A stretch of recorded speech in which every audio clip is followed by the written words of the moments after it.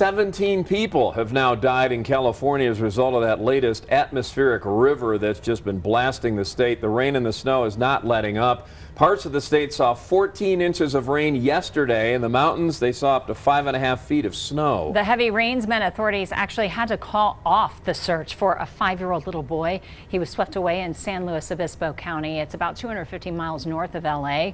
There is a flood watch in effect today for the entire San Francisco Bay Area, Sacramento Valley, and also Monterey Bay. And the crazy thing about all this storm is that it's not even close to being done yet. Meteorologist Alan Rose is tracking the total rainfall so far and how much more is on the way. Alan. Guys, first the good news, right? And that is that for Southern California, the residents here, they get a much deserved break of drier weather throughout the rest of the week. Now the bad news, heavy rain is likely to return this weekend.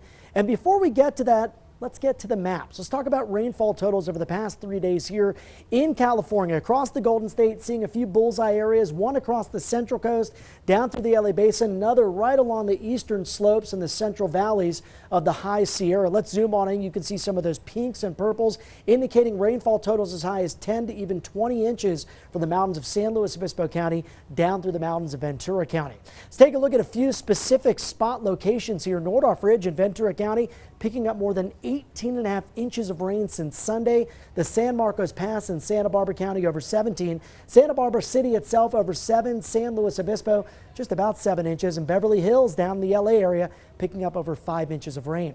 Now this is an area near and dear to my heart. I lived in the Santa Barbara region for about 15 years forecasting at KOAA TV. And this is some video from JP Montalvo on the east side of Santa Barbara. Check out those dangerous conditions. Cars inundated with water. Floodwaters rose very quickly out at Erica Champion's house. Talked to her today. She said conditions have been improving, but still it was a pretty rough day out there yesterday. You can see that as a kayaker, instead of being on the Pacific, was out in the streets of Santa Barbara. That photo sent in by Casey. And as we look ahead through the end of the week, again, a bit of a break for Southern California, but beginning on Saturday, two storms possible as we make our way throughout the weekend and into early next week with an additional 2 to 5 inches of rain possible in this part of the state. Stay with us. We'll have more News 5 at 5 coming up after the break.